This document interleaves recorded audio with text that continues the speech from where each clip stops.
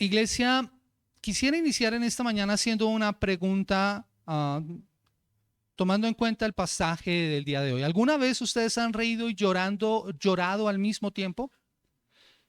Es un sentimiento bastante extraño, es una mezcla en donde las lágrimas corren en el rostro mientras hay sonrisa o mientras hay risa en los labios. Y ese tipo de emoción generalmente se puede sentir cuando un padre ve que su hijo se gradúa después de años de lucha, o seguramente también el sentimiento encontrado que puede sentir una persona que ha perdido un ser querido, que ha estado batallando con una enfermedad muy difícil y siente el dolor de la ausencia, pero el profundo gozo de la victoria de saber que esa persona ha partido con el Señor. Y así podríamos seguir mirando algunos otros sentimientos que podrían producir esas dos emociones encontradas, risa y llanto. Hoy encontramos en la Escritura una historia similar en donde la nación de Israel experimentó exactamente este mismo sentimiento. Y era tan profundo que dice la palabra del Señor que era un sonido tan abrumador, tan confuso, que si hubiéramos estado nosotros a la distancia, seguramente no hubiéramos podido distinguir entre los que estaban llorando y los que estaban riendo. Entre los que estaban experimentando la nostalgia de lo que se perdió, de aquellos que estaban sintiendo el gozo y la alegría de poder ver la restauración. El pasaje del día de hoy inicia precisamente con lo que se conoce como la reconstrucción del templo en Jerusalén, en la época en la que no solamente era un edificio de piedra o madera, sino la reconstrucción espiritual del pueblo de Dios, del corazón del pueblo de Dios. Y Esdras nos relata y nos coloca en el contexto histórico del segundo año de la llegada de los judíos a Jerusalén después de haber estado 70 años esclavos, cautivos en Babilonia. El pueblo comienza a moverse, como vimos hace unas semanas. El Señor despierta el corazón de las personas para que puedan volver después de estos 70 años. Y dice la palabra del Señor que ellos contrataron albañiles, carpinteros, compraron madera de cedro y las trajeron desde un lugar en donde se cultiva este tipo de madera, el cedro, a las orillas, en las laderas del Líbano, y ellos pagaron, dice la palabra del Señor, con comida, con aceite, como lo había hecho Salomón siglos antes cuando empezó a construir el templo. Y también en un día específico se empezaron a colocar los cimientos del nuevo templo tal como Salomón lo había hecho siglos antes. Y mientras todo esto estaba ocurriendo, dice la palabra del Señor que los levitas se levantaron y asumieron su posición como sacerdotes. Tal vez dejaron la pala y la escoba y se vistieron con los vestidos y empezaron a hacer sonar trompetas y címbalos. A través de estos instrumentos empezaron a convocar la alabanza y cantaron un cántico que entonó David siglos atrás y que también entonó Salomón cuando dedicó el templo, porque Él es bueno, porque para siempre es su misericordia sobre Israel. Todo el pueblo clamó con júbilo y los cimientos empezaron entonces a colocarse. Pero entonces vemos este contraste entre estos sentimientos. Los sacerdotes, los levitas y los más ancianos empezaron a recordar ese primer templo construido por Salomón, la gloria de ese gran templo, el glorioso templo de Salomón que había sido destruido y que ellos cuando llegaron no vieron, porque solamente habían escombros. Por eso lloraron en alta voz, mientras que los jóvenes gritaban de alegría. El versículo 13 lo resume con una frase desgarradora. El pueblo no podía distinguir el clamor de los gritos de alegría de la voz del llanto. Y para entender todo esto, para poder entender toda esta tormenta de emociones, necesitamos nosotros recordar los últimos 70 años que ellos habían tenido que enfrentar. Nos encontramos entonces en esos primeros años en los que después del edicto de Ciro el pueblo había vuelto y habían regresado de la esclavitud. Y cómo aquellos que no habían nacido en Jerusalén se encontraron con solo polvo y con las historias de sus abuelos, pero llegaban a la tierra prometida. Israel había sido exiliado por su propia desobediencia, por su pecado, lo habían perdido todo. Y usted se puede imaginar la tristeza que ellos estaban sintiendo, el dolor, la tremenda sequedad espiritual que seguramente traían, pero también la esperanza y la ilusión de poder restaurar su nación, restaurar el templo, restaurar la adoración, como nosotros lo vimos la semana pasada, la adoración a través de los sacrificios, de los holocaustos, para poder restablecer la relación con Dios. Pero aún no tienen el templo, aún no tienen el templo. Cuando finalmente regresaron a su tierra, el templo no está. Tienen que volver a empezar de ceros. Seguramente algunos de los que están aquí pueden sufrir precisamente las consecuencias de sus malas decisiones y de su propio pecado y están sintiéndose igual que el pueblo de Israel en ese momento. Un tiempo seguramente en lo que había vida espiritual en tu vida, había un acercarte a Dios, estabas cerca de Dios, servías con pasión, adorabas con pasión, pero luego vino alguna situación que te alejó, algún pecado oculto, quizás alguna decepción con alguien dentro de la iglesia y quizás algo que destrozó tu fe. Y hoy miras cómo está tu vida a tu alrededor y solo ves ruinas y no sabes dónde empezar. Es similar a lo que nosotros consideramos precisamente la palabra la semana pasada cuando se reconstruye el altar. Primero hay que reconstruir el altar, ahora hay que continuar el proceso de restauración. Por eso mi objetivo en esta mañana es que como creyentes reconozcamos que la obra de Dios en nuestras vidas no depende de la gloria del pasado, ni de la perfección de nuestras circunstancias actuales, sino de la fidelidad del pacto de Dios, y que esto sirva para impulsarnos a retomar nuestra vida de adoración y de servicio cuando el comienzo parezca pequeño o difícil.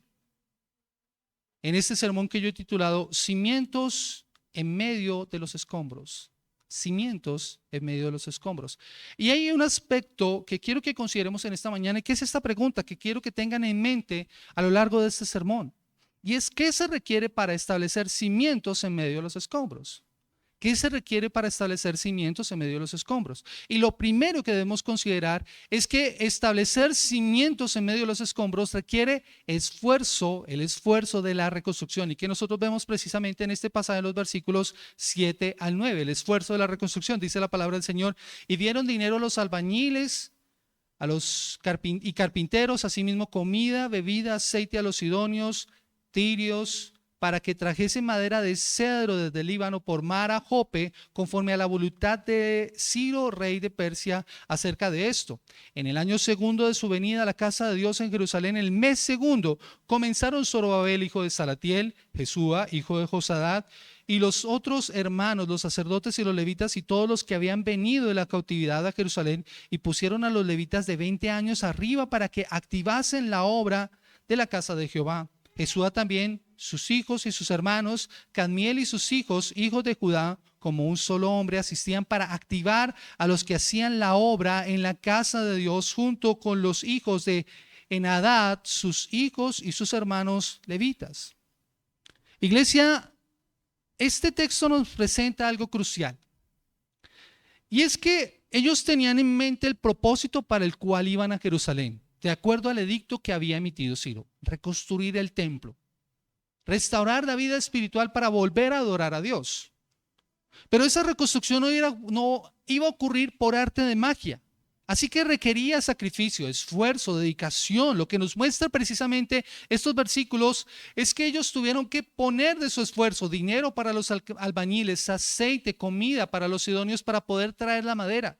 Y eso es bien interesante porque siglos atrás, solo unos cuantos años atrás, cuando Salomón construyó el templo, hizo de la misma forma. Invirtió recursos para poder traer la madera y los recursos que necesitaban para poder construir el templo. Pero no solo eso, se requirió también organización. Y eso es lo que nos muestran precisamente los versículos 8 al 9, cómo se organizaron y cómo hubo una motivación de parte de los líderes, de Zorobabel, de Jesúa, para empezar a organizar al pueblo, para activarlo, dice la palabra del Señor, para que hicieran la obra, para que pudieran nuevamente reconstruirse el templo.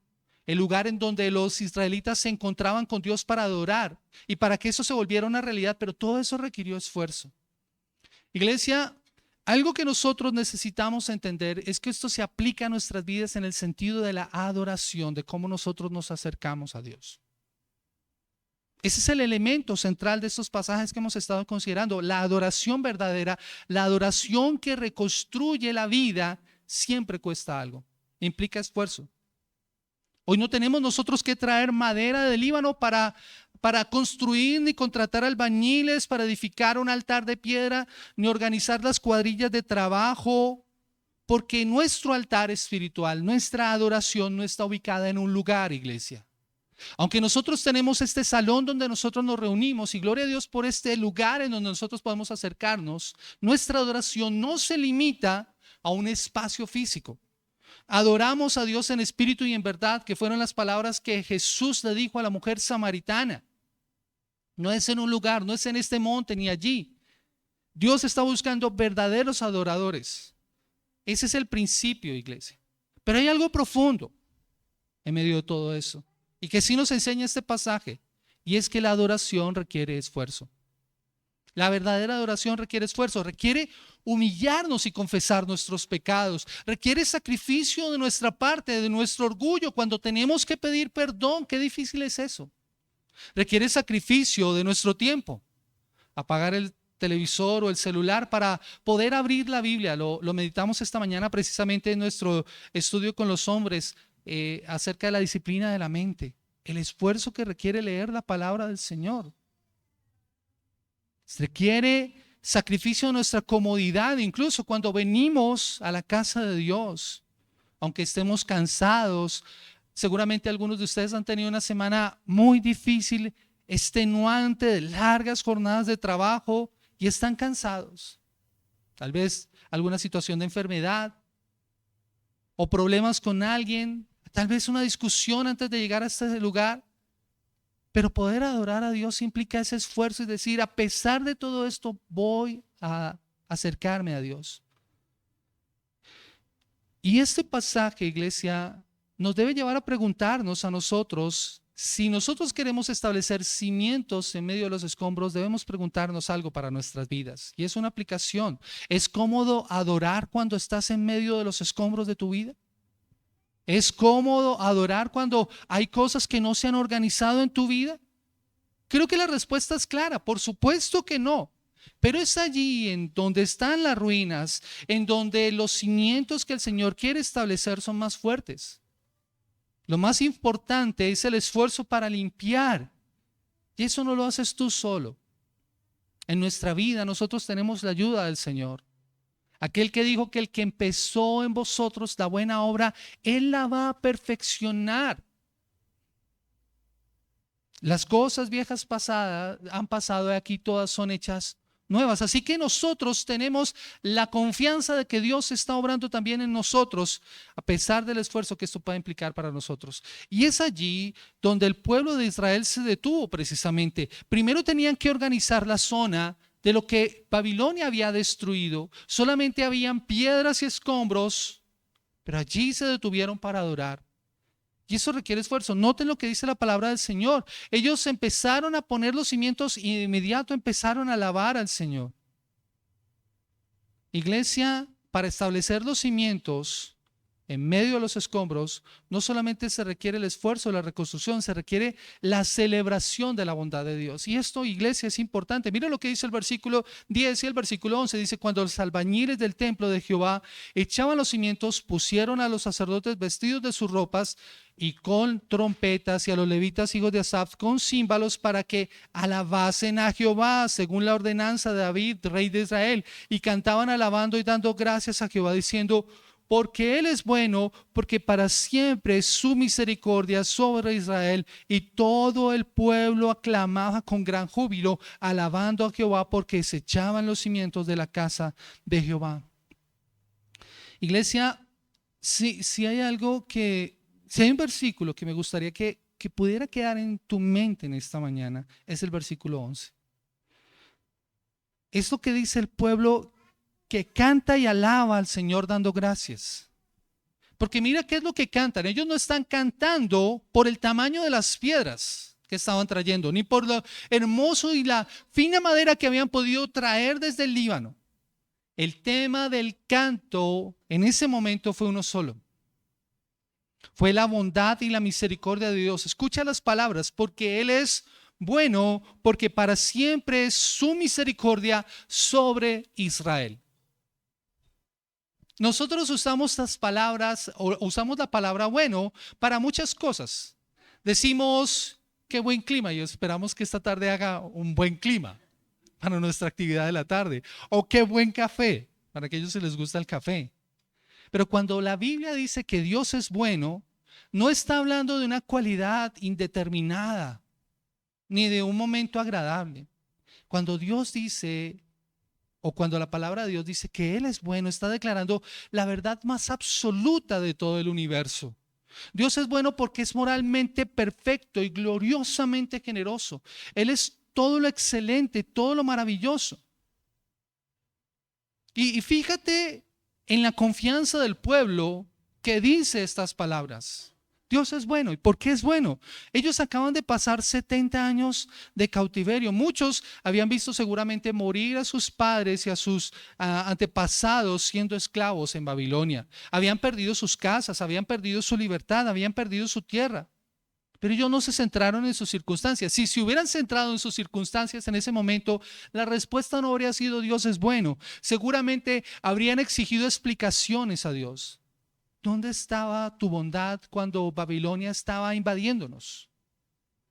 Si ellos se hubieran centrado en sus circunstancias. No, no lo hicieron. Porque por fe sabían que incluso en la disciplina Dios estaba obrando para su bien. Dios está obrando para su bien. Dios obra para nuestro bien. El salmista lo sabía muy bien y por eso dijo en el Salmo 119, el versículo 71, bueno me es haber sido humillado para que aprenda tus estatutos. Aún en la disciplina Dios está obrando a nuestro bien. Ellos podían cantar sobre la bondad de Dios porque comprendían que el solo hecho de estar vivos y de regresar a Jerusalén era algo que ellos no merecían. Era una manifestación de la bondad de Dios sobre sus vidas. Pero no solamente ven la bondad de Dios, ellos contemplan la misericordia de Dios. Ellos están contemplando la misericordia de Dios. La palabra original es la palabra Gesed, la Gesed de Dios. Es una palabra que encierra fuerza, que habla acerca de un amor incomparable, irrompible. Es el amor de pacto de Dios. La misericordia de Dios, como lo expresa la palabra del Señor, no es sentimentalismo barato. Es el amor de Dios que se compromete con aquellos que son objeto de su amor, aun cuando ellos son incapaces de cumplir su parte del trato. Esa es la misericordia de Dios. Israel le había fallado a Dios incontables veces. Creo que en la medida que nosotros hemos ido realizando nuestra lectura anual de la palabra del Señor, hemos visto las veces en las que el pueblo de Israel ha fallado. Ahorita que estamos leyendo Números, es impactante las veces que el pueblo se queja, ve el castigo de Dios, ve el juicio de Dios y aún así continúan quejándose y continúan manifestando su pecado. Pero el Señor sigue teniendo misericordia de ellos y les manifiesta su misericordia. Si miramos a la luz de la palabra del Señor, lo que Israel merecía era ser borrado del mapa, como cuando ellos se quejaron delante del Señor. Pero el Señor les mostró su misericordia y les siguió mostrando su misericordia y los preservó en Babilonia. Incluso movió el corazón de un rey pagano para enviarlos de regreso a casa. Esa es la misericordia de Dios. Pero hay algo que me impacta de estas palabras, iglesia. Estas palabras no están allí por casualidad. No fueron escogidas de la nada. Estas palabras siempre están relacionadas con el templo, con los elementos de este. La primera vez que son pronunciadas están en Primera de Crónicas, capítulo 16. Y quiero que me acompañe por favor allí. Primera de Crónicas, capítulo 16. No vamos a leer todo el pasaje. Solamente quiero que miremos el versículo 34. Y las pronuncia David. ¿Y qué es lo que está celebrando David? Si usted lee el contexto se va a dar cuenta que David está celebrando que Dios por fin le permite llevar el arca a Jerusalén. Y está llevando el arca a Jerusalén. Y del versículo 7 al versículo 36 es un cántico de alabanza al Señor por permitirle hacer esto. Este cántico está también en otros salmos, en el Salmo 105, en el Salmo 96, el Salmo 106 y el Salmo 136. Pero quiero que lea por favor conmigo el versículo 34. Dice, aclamad a Jehová, ¿por qué? Él es bueno, porque su misericordia es eterna. Es la primera vez que nosotros escuchamos esas palabras pronunciadas por David. Y el contexto, llevar el arca a Jerusalén. Pero no solamente ocurre allí. Más adelante Salomón, cuando traslada ahora el arca al templo, la nueva casa de Dios que él estaba inaugurando con todo su esplendor, pero que además en donde la gloria del Señor había descendido de una manera especial, también pronuncia esas palabras. Acompáñenme por favor a Segunda de Crónicas, el capítulo 5, el versículo 13.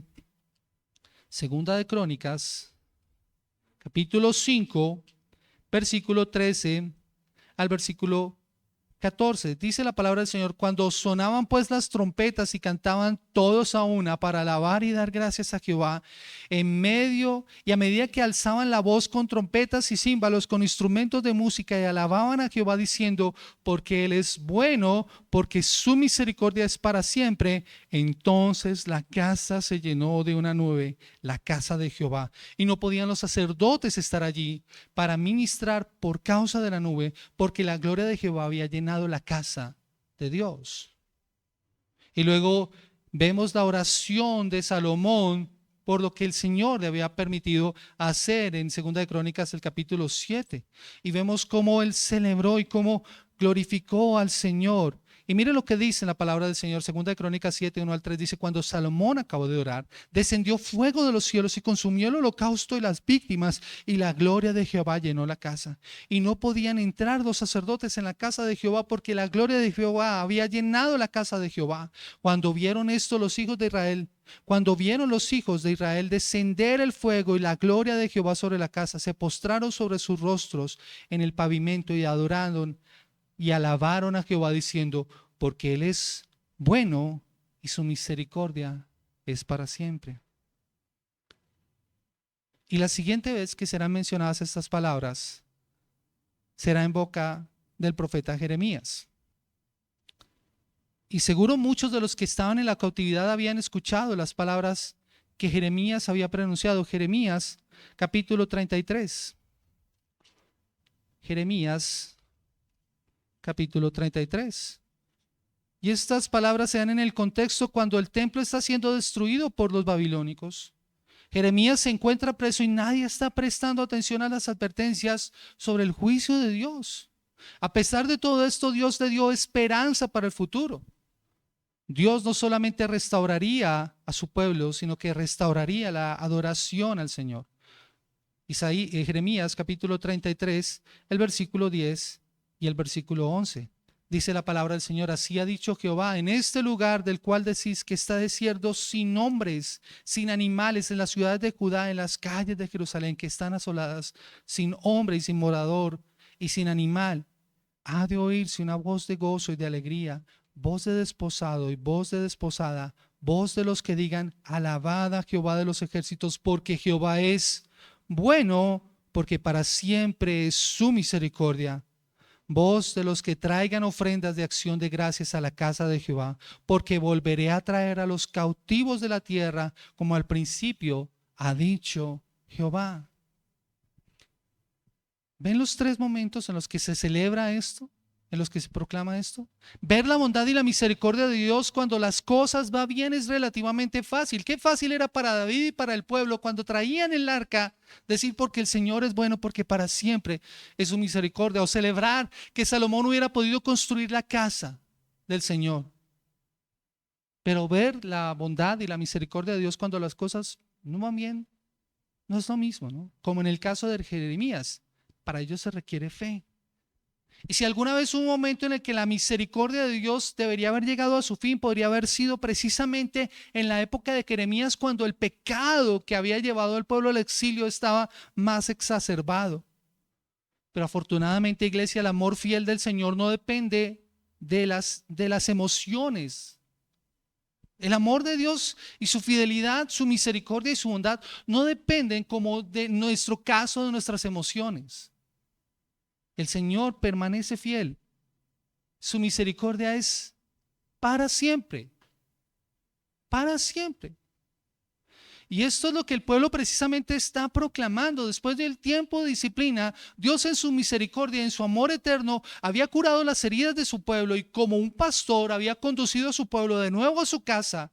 Y es por eso que ellos están celebrando esas palabras. Y son las palabras que nosotros somos llamados a proclamar también, a ver la bondad y la misericordia de Dios. Yo creo que cuando llegan las pruebas, creo que en ocasiones podemos sentirnos como abandonados por Dios. Yo creo que así se sintió el pueblo de Israel cuando vieron a los babilonios entrar a Jerusalén. A veces nuestro pecado hace que nuestro corazón como que se envolviera en una especie como de oscuridad y creemos que Dios nos va a rechazar para siempre. Y puede que nos preguntemos en esas circunstancias difíciles o en la prueba, ¿será que tú, Dios, todavía me amas? ¿Será que todavía estás mostrando tu misericordia o tu misericordia se ha agotado?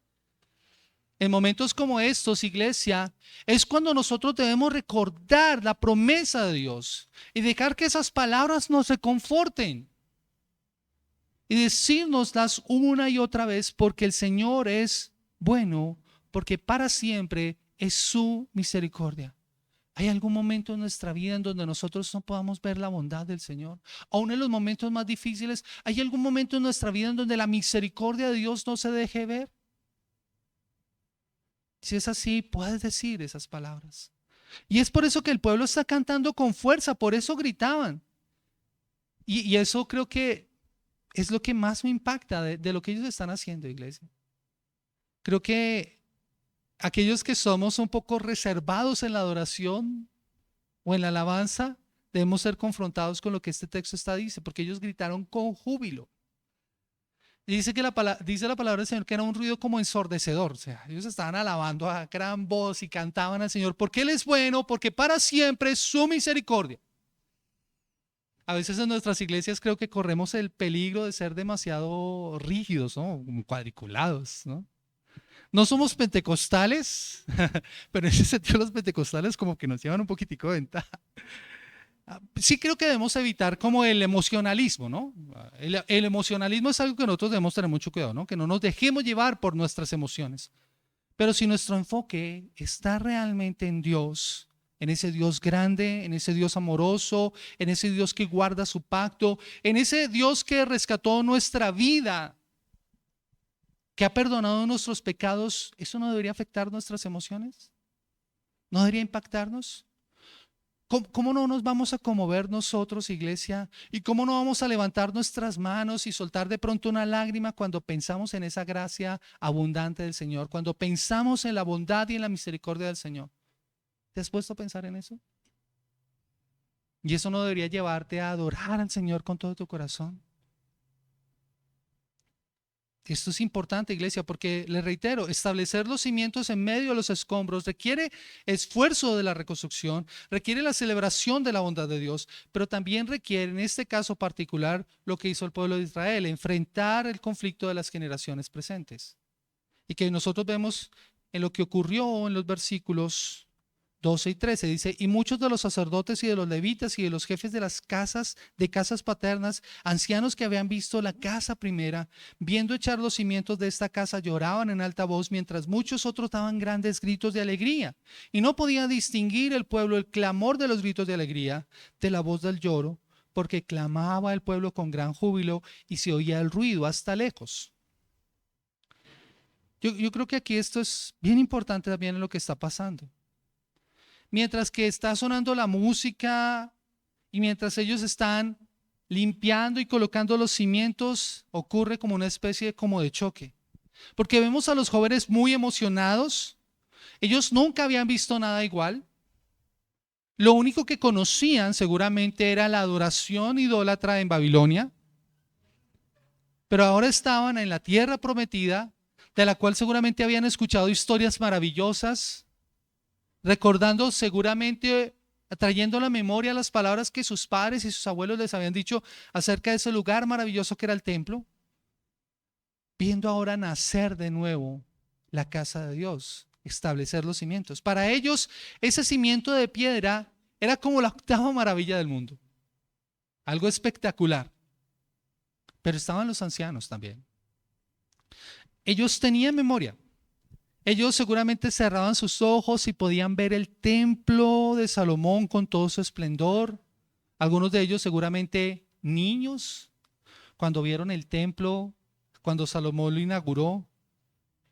O recordaron, perdón, no, porque seguramente no, algunos, perdón, no en la época de Salomón, porque eso es mucho anterior. pero sí ese templo que estaba en la memoria de ellos antes de que fuera destruido. Esas piedras hermosas, oro brillando bajo el sol, una majestuosidad impresionante del templo, recordaban el peso de la gloria de Dios, pero al abrir los ojos y mirar el lugar solamente veían una construcción modesta, unas cuantas piedras en una plataforma puesta en medio de una ciudad en ruinas todavía, y no pudieron soportar las emociones que estaban sintiendo.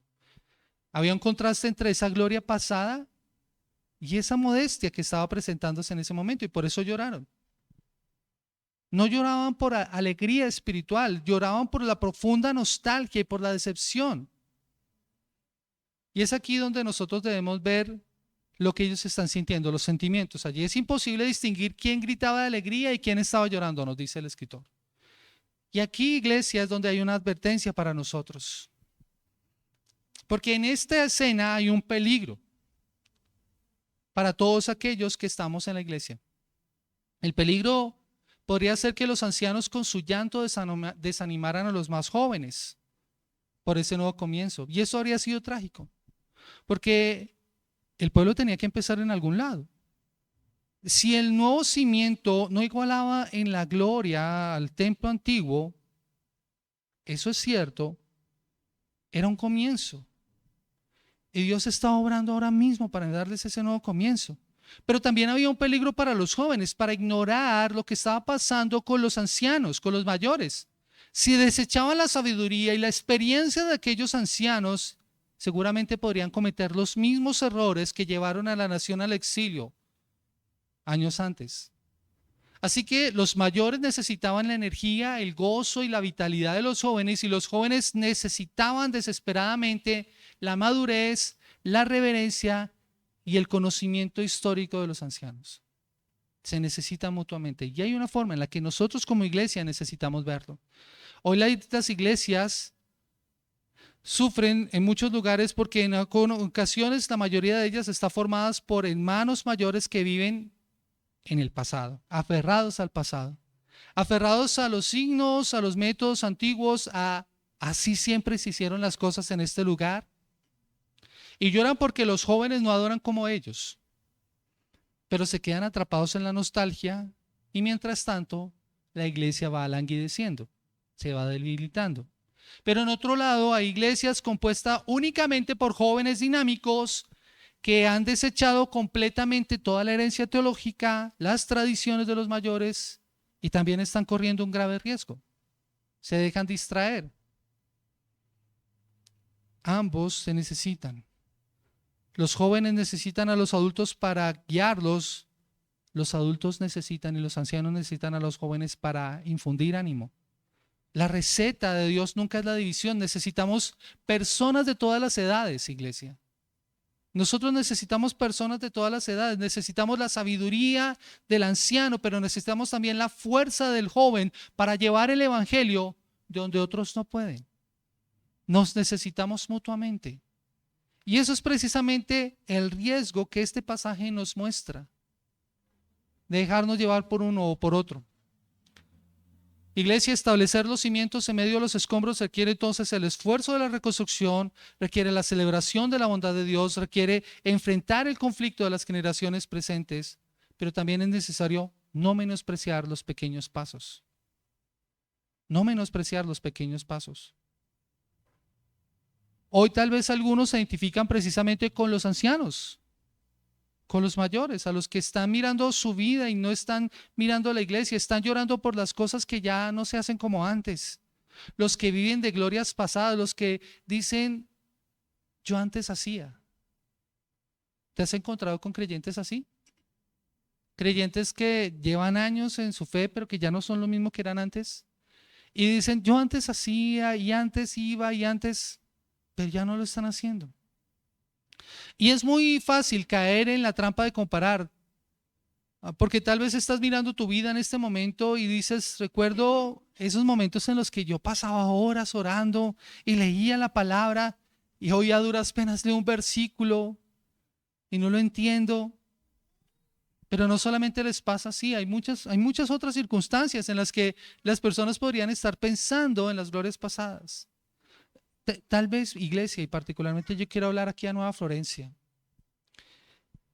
Iglesia, tal vez nosotros pensamos en lo que era antes la iglesia Florencia, lo que era antes la iglesia Sede Norte, y pensamos en lo que antes hacíamos y antes vivíamos y los ministerios que teníamos y la cantidad de personas que venían a este lugar. Y hoy nos vemos tal vez como un grupo más pequeño en este proceso que nosotros hemos estado o que el Señor nos ha permitido desarrollar en estos 4 años, ya que vamos para 5 de lo que es Nueva Florencia. Y tal vez sentimos la nostalgia del pasado y de pronto nos podemos sentir desanimados, ¿no? No vemos el resultado del esfuerzo, no vemos de pronto más personas, pero iglesia, el Señor está haciendo algo en medio de nosotros. Por eso es importante que no menospreciemos esos pequeños pasos que estamos dando. De hecho, algo que tenía que entender el pueblo de Israel precisamente en este proceso y que el Señor haría a través del profeta Ageo y del profeta Zacarías, es que ellos tuvieron que enfrentar ese mismo miedo y esa misma angustia y esa misma preocupación. Y el Señor les dijo a través del profeta Ageo: ¿quién ha quedado entre vosotros que haya visto esta casa en su gloria primera y como la veis ahora? ¿No es ella como nada delante de vuestros ojos? Pues ahora, Zorobabel, esfuérzate, porque yo estoy con vosotros. Yo estoy con vosotros. Y también lo dijo a través del profeta Zacarías. Dios lanza una de las declaraciones más poderosas del Antiguo Testamento a través del profeta Zacarías en Zacarías 4:10, cuando les dice: porque los que menosprecian el día de las pequeñeces se alegrarán. Perdón, porque los que menospreciaron el día de las pequeñeces se alegrarán. Así que no menosprecies esos pequeños pasos. No menosprecies tal vez lo poco que ves. Para algunos, este cimiento era algo insignificante, como está ocurriendo con aquellos que estaban viendo los cimientos establecerse en este nuevo templo.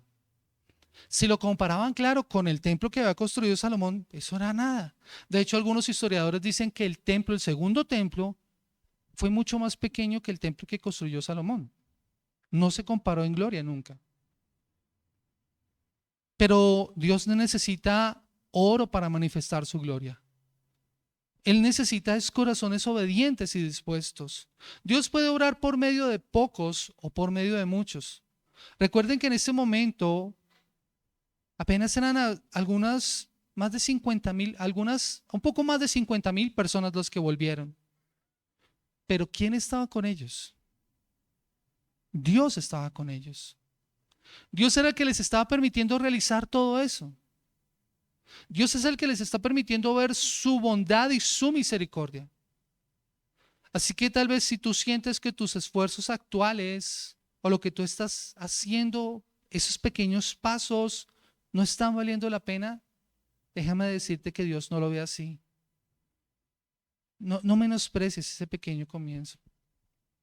Es por eso maravilloso lo que dice Pablo a la iglesia: el que empezó en vosotros la buena obra, Él la va a perfeccionar.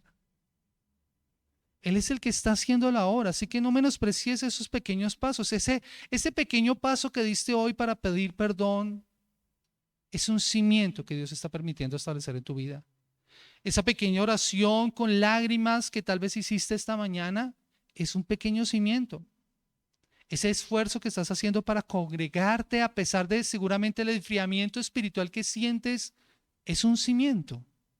Es una base sobre la cual Dios va a continuar construyendo. Así que no te desanimes. Puede que a los ojos del mundo o a los ojos de ti mismo parece nada. Puedes sentirte incluso tentado a llorar comparando lo que hoy estás viviendo con lo que hacías antes, y lo que hoy estás haciendo es un fracaso y no vale la pena. Y entonces la tentación y la tendencia es desistir. Déjame decirte que no lo hagas. Permanece fiel, continúa obrando. Dios le dijo al pueblo a través del profeta Isaías: mirad a Abraham vuestro padre, porque cuando no era más que uno solo, lo llamé y lo bendije y lo multipliqué. ¿Y saben esto qué significa, iglesia? Dios puede hacer de algo pequeño algo muy grande. Dios usó a un hombre, a Abraham, para crear una gran nación. Dios hace lo mismo con nosotros. Dios empezó con un solo hombre sin hijos y construyó una nación innumerable. Así que déjame preguntarte, ¿qué te hace pensar que Dios no puede tomar las ruinas de tu vida, tus pequeños y torpes pasos de fe que hoy estás haciendo para construir algo glorioso? Iglesia, finalmente quiero recordarles que establecer los cimientos en medio de los escombros requiere el esfuerzo de la reconstrucción, la celebración de la bondad de Dios, enfrentar el conflicto de las generaciones presentes, no menospreciar los pequeños pasos, pero lo más importante es reconocer que Cristo es nuestro verdadero cimiento y templo. Reconocer que Cristo es nuestro verdadero cimiento y templo. Yo creo que a medida que hemos estado estudiando Esdras y hoy que estamos finalizando el capítulo 3, debemos reconocer que el plan de Dios no fue simplemente tener un bonito edificio nuevamente, un templo de piedra en Medio Oriente. Si esa fuera solamente su objetivo, creo que sería muy limitado. Sería como cualquier otro edificio, incluso cualquier otro templo. Pero mis amados hermanos, lo que el Señor quiere hacer era más allá que un edificio, incluso que el templo de Salomón. Esos eran solamente maquetas. Era un medio para un fin, algo mucho más profundo. Yo creo que si nos preguntáramos por qué estaban llorando los ancianos, qué era lo que les producía nostalgia, pensar en el templo que carecía de gloria, tal vez la falta del arca del pacto, el que no hubiera el Urim y el Tumim para poder determinar la voluntad de Dios, la gloria del Señor que se manifestó en varias ocasiones en ese lugar. Pero si limitáramos todo esto a solamente un espacio físico, estaríamos limitando lo que el Señor quiere hacer. Hermanos, nosotros hoy podemos saber lo que ellos no sabían. De este lado de la cruz, nosotros podemos ver algo que ellos no tuvieron. Y esto nos debe animar. Ellos no sabían hacia dónde estaban apuntando esos pequeños cimientos de piedra que estaban colocando. La historia de estos cimientos prepara el terreno para el gran plan redentor de nuestro Dios. Siglos después, caminando por esas calles en Jerusalén, muy cerca en el templo, un hombre se pondría de pie frente a los líderes religiosos y diría: destruid este templo y en 3 días lo levantaré. Destruid este templo y en 3 días lo levantaré. Jesús no estaba hablando de esos bloques de piedra, estaba hablando de su propio cuerpo, estaba hablando de sí mismo. Por eso, iglesia, nosotros no necesitamos viajar a Jerusalén a ver el templo, no necesitamos madera del Líbano para adorar, no necesitamos nada de lo que ellos hicieron, no necesitamos ofrecer sacrificios como lo hicieron ellos en el altar de bronce, porque Jesucristo, el verdadero Cordero, el Cordero de Dios, el Cordero que quita el pecado del mundo, ofrece su sangre una vez y para siempre en la cruz del Calvario para redimirnos. Ellos en ese momento estaban celebrando que iban por fin a tener un lugar para poder sacrificar, ofrecer sacrificios por los pecados, pero esos sacrificios serían temporales. Para nosotros, iglesia, debería ser mucho mayor el júbilo, porque sabemos que nuestros pecados pasados, presentes y futuros han sido limpiados eternamente por la obra terminada de Cristo en la cruz del Calvario, porque Él es el sacrificio que se ofreció una sola vez y para siempre. El templo ya no era necesario.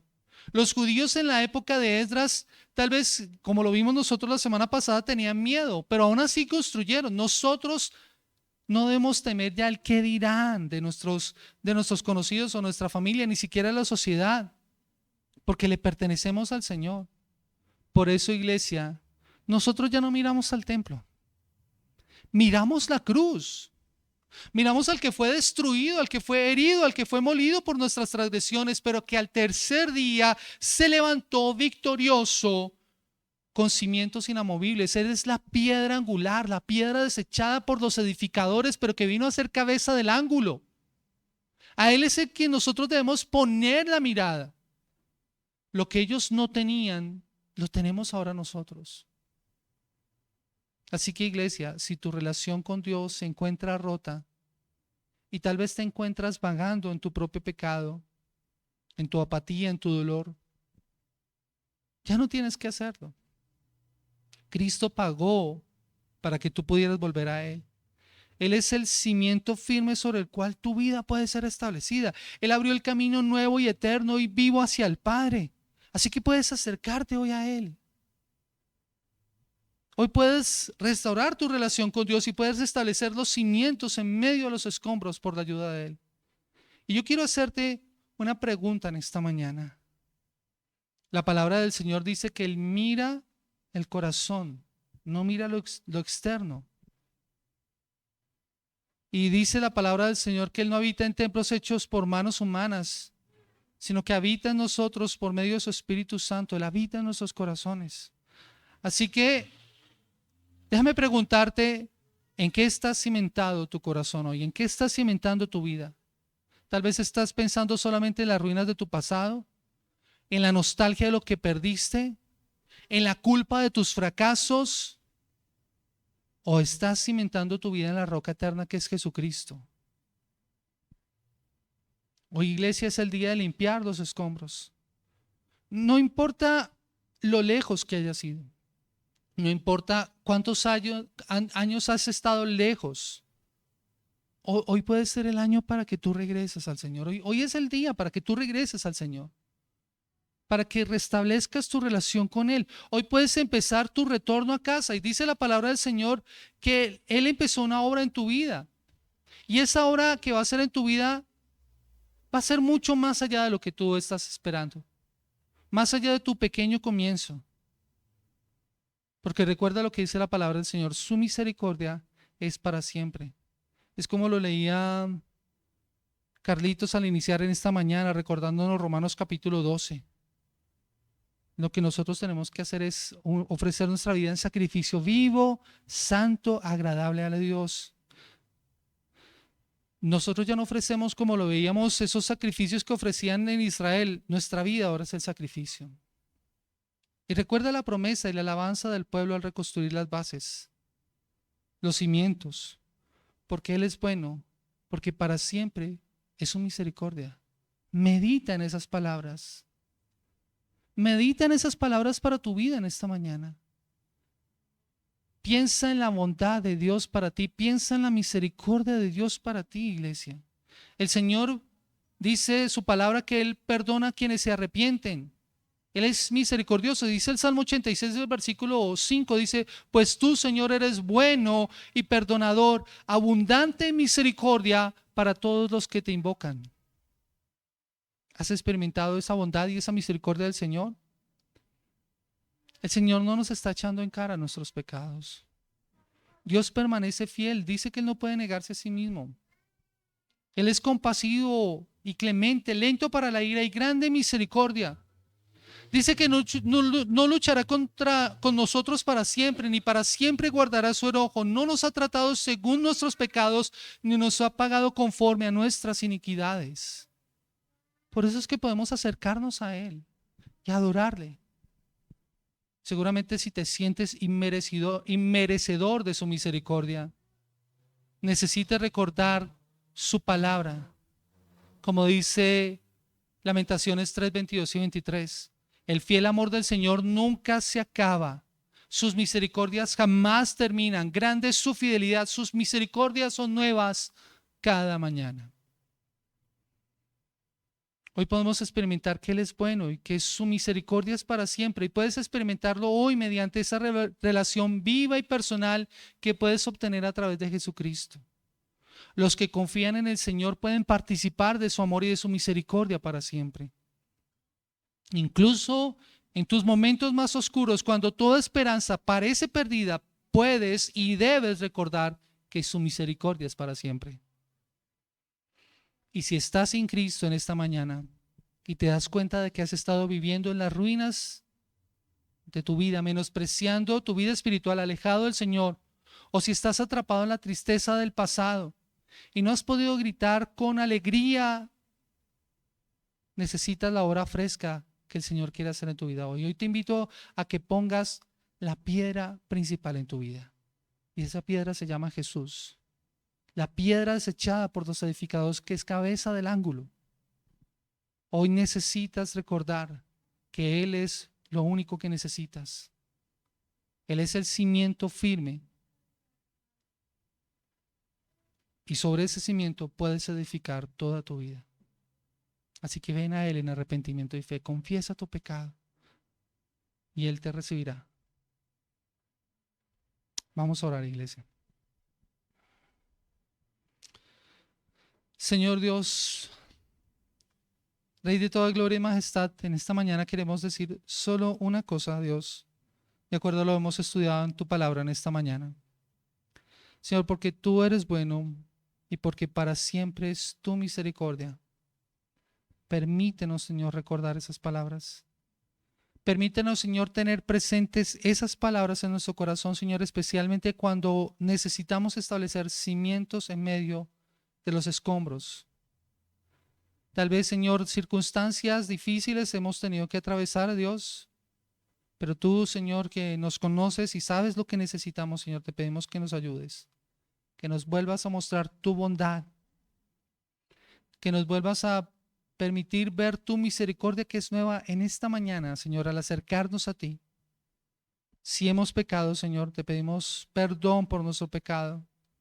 Pedimos que nos ayudes a apartarnos de la maldad, Señor, y que nos ayudes a reconocerte a ti, Señor. Oh Rey amado y Dios de toda majestad, encomendamos en este día y en esta mañana nuestras vidas y te pedimos que nos ayudes, Señor amado. Señor, permítenos recordar a través de estas palabras tu bondad y tu favor. Y guíanos, oh Señor, para poder adorarte a ti en esta mañana.